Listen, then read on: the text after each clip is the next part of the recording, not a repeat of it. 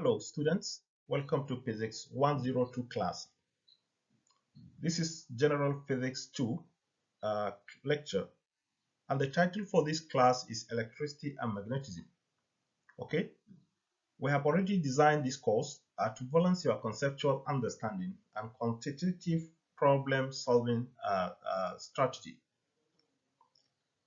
As you can see from the group, I have already shared the course outlines that we are going to spend much of our time on, right from the electrostatics down to alternating currents.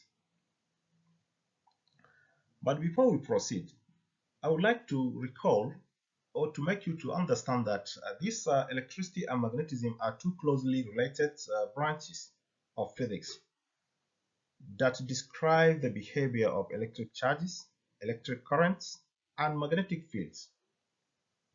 They are closely known as electromagnetism when combined together. And this is one of the four fundamental forces of nature we have in physics. As time goes on, we are going to see them one after the other. Okay? So when we talk of electromagnetic phenomena, these are the phenomena that are responsible for the operation of numerous electrical devices, including electric motors, generators, transformers, and communication systems that we are using nowadays, computers, medical equipments, and other household gadgets or appliances.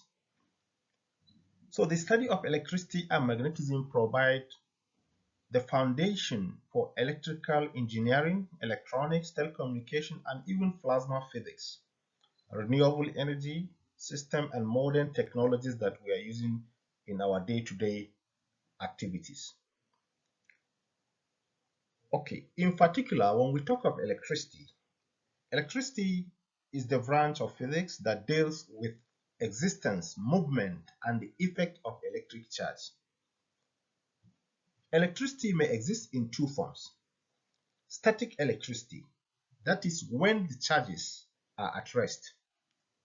Number two, electricity or electric currents, that is charges that are in motion. Okay, so in this case, when we talk of electric charge, it is a fundamental property of a matter possessed by elementary particles such as electrons and protons, as we all know from our elementary physics. There are two types of electric charges, as we all know right from our secondary school physics. One is positive, second is negative charge. And the symbol is represented with minus and plus. When we talk of plus, we are talking about the positive electric charge or positive charge. And when we see negative, we are talking about a negative charge. Okay, so like charges, as we all know, repel each other, while unlike charges attract each other. And the SI unit for this electric or for this charge or unit charge is what we refer as coulombs. So this is a brief about electricity. On the other hand, let's talk about magnetism. Magnetism is a property of certain materials to produce or that produce forces of attraction or repulsion due to magnetic fields. Okay, magnetic effect may arise from the permanent magnets, moving electric charges, or electric currents. These are the source of what? Magnetic effects. As I mentioned, magnetic permanent magnets, as we all know, normal magnet we have in our experiments, or in a situation where we have a moving charges, that is electric charges, they can create a magnetic effect. Then the last one is electric currents. A current carrying conductor may also experience a field, that is a magnetic effect around it. So in the course of this lecture, we are going to explain one after the other, and you will see them in details. However, every magnet possesses two poles, the North Pole and the South Pole, represented by N, capital, and S. Okay, so like magnetic poles repel, while unlike poles attract. This is the normal things we have already known for the long time during our elementary physics class. Okay, now there is a relationship between electricity and magnetism because electricity and magnetism are interconnected. So the relationship includes one, moving electric charges produce magnetic fields. Take note of this. Moving electric charges produce what? Magnetic fields. Secondly, changing magnetic fields produce electric fields. Changing magnetic fields may produce or will produce electric fields. This is what we have already known for a long time. Number three, electric currents generate magnetic fields, as we mentioned previously. Or the last one is time varying electric fields generate magnetic fields. So this relationship was described completely by Maxwell equation, which we are going to treat extensively in the course of this class. So there are a lot of forces that are involved in this kind of phenomena. We have electromagnetic force. The electromagnetic force is one of the four fundamental forces in nature.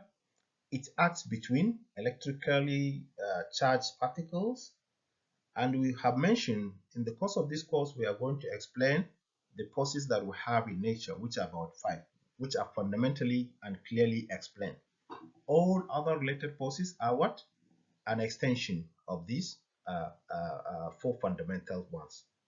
We have the gravitational force, we have the electromagnetic force, we have the strong nuclear force, and we have a weak nuclear force.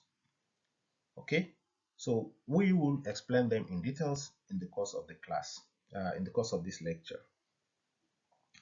So the electromagnetic force is much stronger than the gravity, and it is responsible for most of the interactions in our daily life.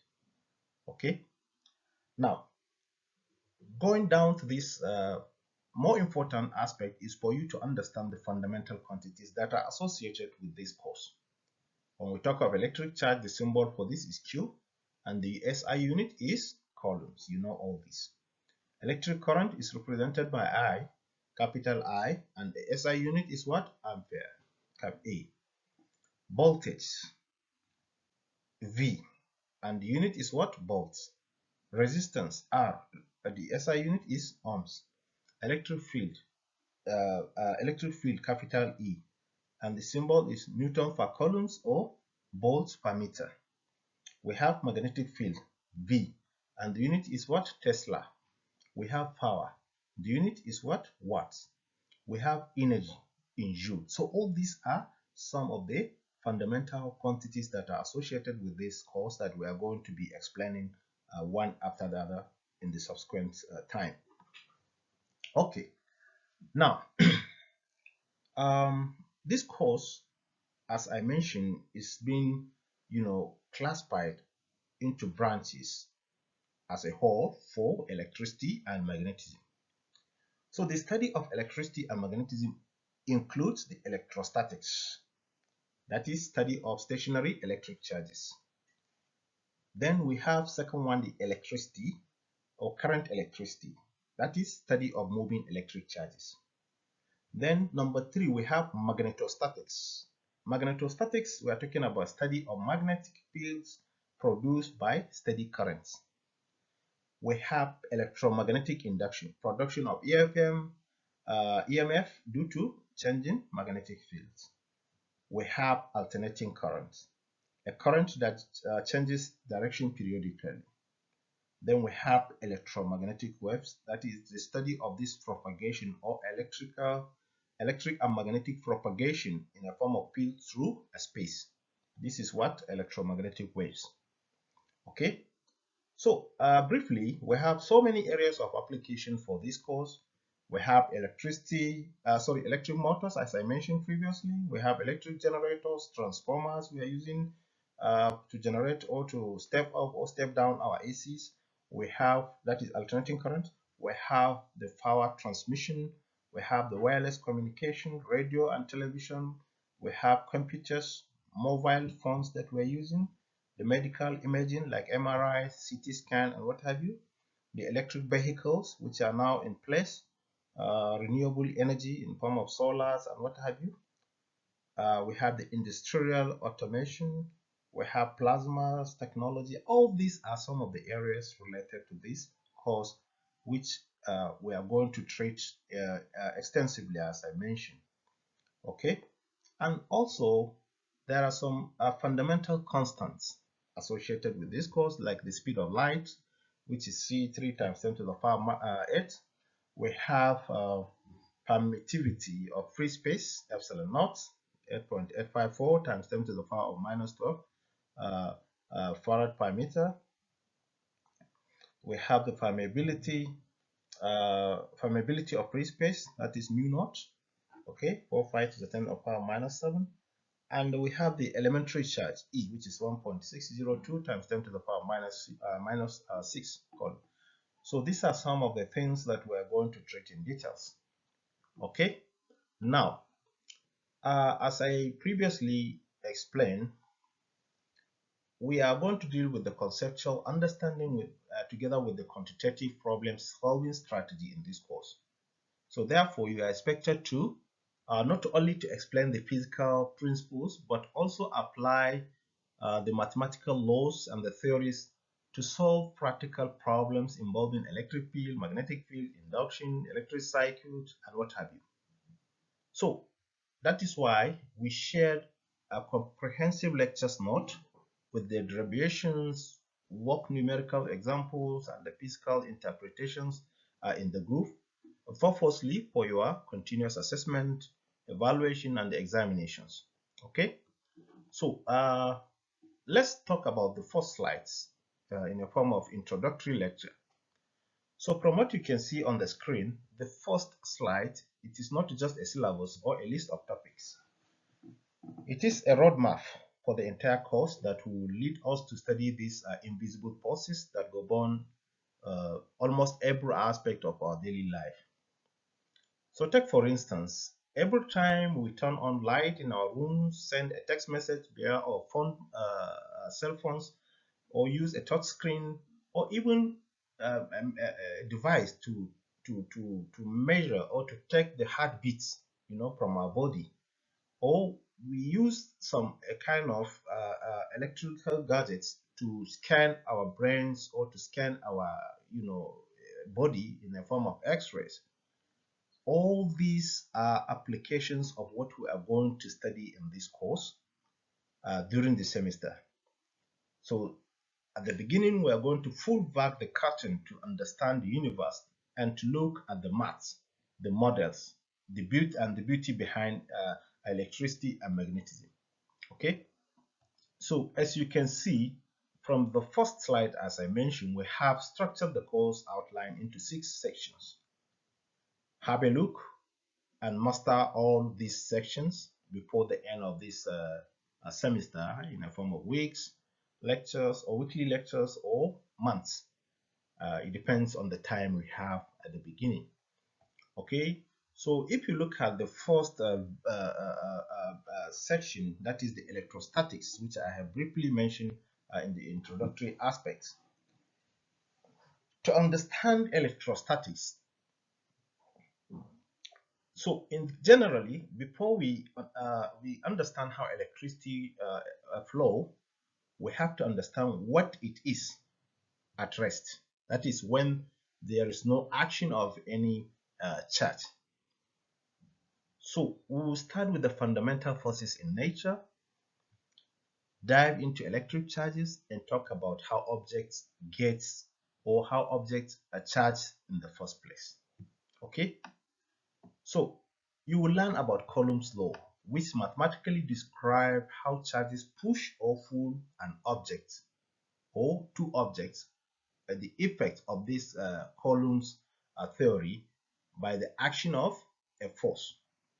Okay, and then introduce a powerful concept of electric fields. From there, you can see, for instance, now from the diagram, we have a positive charge, and there is a radial distribution of the arrows, which shows the force is like is turning, I mean, onwards. Yeah. So it's ready to attract next available charge, maybe, or to repel next available charge close to it. Okay, so that is why from the diagram you can see on the slide, it shows the arrows radiating outwards from the positive charge. So this visual model or image of electric field, we will keep using them in the subsequent slides for you to understand, I mean, to facilitate the knowledge, because sometimes we are writing, drawing, you may not get them correctly, but when you see the visual image, it's easy for you to catch the fun around the physics. So at the end of this section, we will talk about how we store electrical energy using capacitors and the dielectrics. As you know, we have many devices that we can use to store electric charge. One of them is the capacitors. Okay, you can find almost every circuit board in existence that comprises capacitors and some dielectric materials, or even a resistor. So purposely, this section will take care of all this. Secondly, we will talk about, in section 2, we are going to dwell much into current, electricity, and circuits. That is, as I mentioned, we are talking about charges in motion. Okay? But of course, static charges are only half of the story. What happens when we make those charges to move? That would bring us section 2. Moving electric charges within a particular circuit or a particular component. Okay, so as I mentioned, current, electricity, and circuits, we introduce the famous Ohm's law. I've seen this note in my son book. I think he's currently in SS1 or 2, I remember. So I've seen they have even started some these aspects from the secondary schools. So it's interesting for us to know. Okay, so here in the university, we are going to expand the field a bit more compared to what we have been dealing from our secondary level. Okay, we will explore this how electrical pressure, in other words, a voltage that drives current through a resistance. Many people assume that when they have lights, it is the action of electric currents. So that is why when they brought the light from the source, maybe if it comes slightly with the low voltage, people say, it's low current. It's not low current, because the amount of pressure, the pressure that push the current is the voltage. So when the pressure is low, you can imagine it in this form. When the pressure is low, you expect a low current. When the pressure is high, you expect a high current. So this is something that we have to take note. In the course of this class, we will learn how to analyze complex circuits using the Kirchhoff's laws, the voltage and current laws, and we'll get to see how these devices, like Wheatstone bridge, allow us to measure unknown electrical properties with incredible precisions. Okay, then going to section 3 is the magnetism, the hidden forces. Okay, as I mentioned previously, magnetism is a phenomenon that even a small child who has been playing with it can understand the miracles in between the forces of attraction or repulsion that exist between a bar magnet or between a pieces of magnet. So, mysteriously, in this world, we have to acknowledge the contribution of this aspect of magnetism in our daily life. Many scientists have spent a lot of time doing some experiments and coming up with some sophisticated gadgets to save our lives. So for a long time, many people thought that electricity and magnetism were completely separate phenomena, but it is not true. They are not. But to understand their relationship, we first have to understand magnets on their own and also electricity on its own. So we'll look at magnetic fields in this aspect in details, just like the classical var magnet we have been using. The diagram, you can see the south and the north poles from the screen. And we'll learn how moving charges or charged particles interact with these fields using some theories like laws like the Lorentz force. And we'll also study the Biot-Savart law, the Ampere's laws, which describe how moving electric currents actually creates magnetic fields. Okay? Yes, moving electricity creates magnetic field or magnetism. So keep that in your mind. Okay? Because it is the key to the next section. Now, going to section 4, we are talking about electromagnetic induction. This is a great unification where the effect or the effect of both electricity and magnetism come into effects. So in section 4, we see the beautiful symmetry of physics. That is, if moving electricity creates magnetism, can changing magnetic field create electricity? Let me take it again. If moving electricity creates magnetism, okay, can a changing magnetic field create electricity? The answer is resounding yes, and it is called electromagnetic induction. So we'll study Faraday's law after this, the Lenz's laws, how moving magnet creates a field around the bar of coil, and represented by some equations, like epsilon, which is equals to minus n d. All these are part of what you can see in this section. Okay. So, and we will also study these equations in details, as I mentioned, how the coil of wire over time generate electricity. We generate an electromotive force using a voltage. So generally, this phenomena or single principle is how we generate over 90% of the world's electricity. It is the physics behind generators, wind turbines, and transformers that set up the voltage to travel across our cities, our countries, and what have you.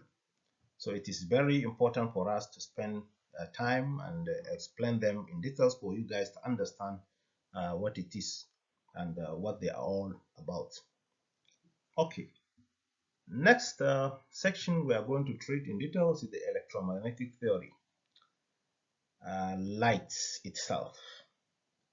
So the electromagnetic theory, a lot of phenomena has happened, and there were a lot of contributions, corrections from the great scientists in this field. So, as I mentioned, once we understand how electricity and magnetism generate one another, we reach the absolute peak of classical physics. Yes. So now it's a kind of shift from the classical physics to another great area of electromagnetic theory. So in this section, we will look into Maxwell equations, which beautifully synthesize or explain everything we have learned in this area. Maxwell realized that changing electric field creates changing magnetic fields, which creates a changing electric field, and so on. These two fields propagate through space as a wave. From our elementary physics, light is a wave, or light can travel in the form of wave. So, and what do we call an electromagnetic wave? Is it a light or a wave? We will explain this in details. So, as shown in the formula at the bottom of the slides, by simply combining the constant for magnetism and the constant for electricity, we calculate the exact speed of light, that is c, which is equals to 1 over root of mu naught epsilon naught, and the value is 3 times 10 to the power of 8 meter per second. This is the speed of light. So this is a breakthrough in the whole scientific ideas and unification of scientific history ideas. Okay, so we will spend time to understand them in details when we have time. Then the last aspect for this course is the alternating current. Okay, alternating current, we call it AC currents. This is the type of current we normally use in our household to charge our laptops, to charge our computers, to on fan and what have you. So alternating current is a very wide area because there are some aspects of the behavior of the flow in the form of circuits that we can expand and we can understand for the subsequent time we have. So, and this is why we are going to close our lectures for the whole semester. So, alternating current is a form of periodically moving current, that travels sinusoidally. Okay, while DC circuits flow in one direction. Yeah. So the power coming out of our walls, outlet, oscillate back and forth in the form of sine waves. Okay, as shown in the graph. So on the far right, yeah.